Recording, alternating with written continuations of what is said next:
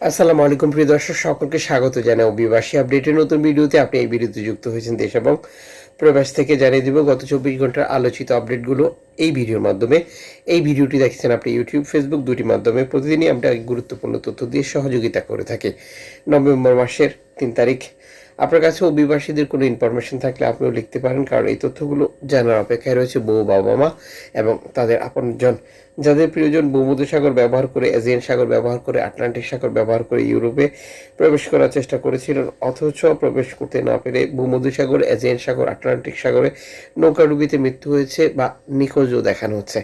নিখোঁজের বিষয়টি ক্লিয়ার করছি, যাদের মৃতদেহ খুঁজে পাওয়া যায় না, অথচ তারা শুনেছিল যেটিকে নিখোঁজ হিসেবে তারা দেখায়। তবে ধারাবাহিকভাবে অন্য বছরের তুলনায় এবছর রেকর্ড সংখ্যক মানুষের যেটা মৃত্যুর বিষয়টি এরই মধ্যে আপনি অবগত রয়েছেন, যা আমরা প্রতিনিয়তই আপনাদেরকে তথ্য ইনফরমেশন দিয়ে শেয়ার করছি। তুরস্ক থেকে গ্রিসের উপত্যকা দ্বীপগুলোতে রেকর্ড সংখ্যক শরণার্থী প্রবেশ করার তথ্য বারবার প্রচার করছে ইউরোপীয় ইউনিয়ন এবং এনজিও সংস্থাগুলো সহ টোটাল এই খাত সংশ্লিষ্ট ব্যক্তিরা।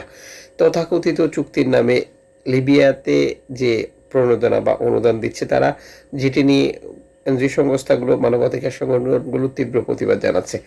যদিও জর্জিয়া মেলোনি সরকার ক্ষমতা গ্রহণ করেছিল শরণার্থী না আসা বা শরণার্থীদের জন্য অভয়ারণ্য হতে পারবে না ইতালি এই ধরনের প্রতিশ্রুতি নিয়ে, সর্বশেষ সংসদে যে বিলটি পাশ হয়েছে সেটিও একইভাবে অভিবাসী বিরোধী। আর এ হচ্ছে বর্তমান সরকার এবং তাদের ব্যবস্থাপনা। তবে এই পরিস্থিতি মোকাবেলাও রেকর্ড সংখ্যক শরণার্থী গ্রিসের উপত্যকা দ্বীপগুলোতে প্রবেশ করছে, যেটি সাম্প্রতিক সময় আরও বৃদ্ধি পেয়েছে।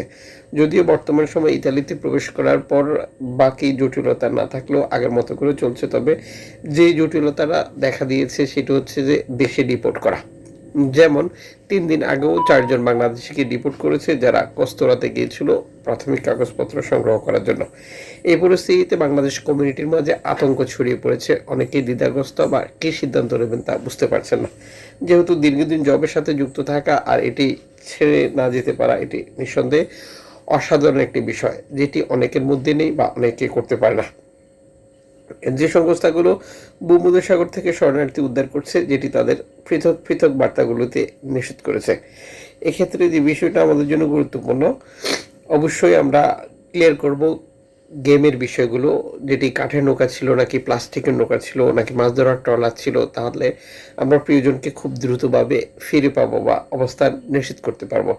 বেশ কয়েকটি নৌকা বিপদে পড়া এবং শরণার্থীদেরকে এনজিও সংস্থা দ্বারা উদ্ধার করা পরবর্তীতে ইতালিতে নামিয়ে দেওয়ার ঘটনা ঘটেছে, যেটি সত্যি দুঃখজনক।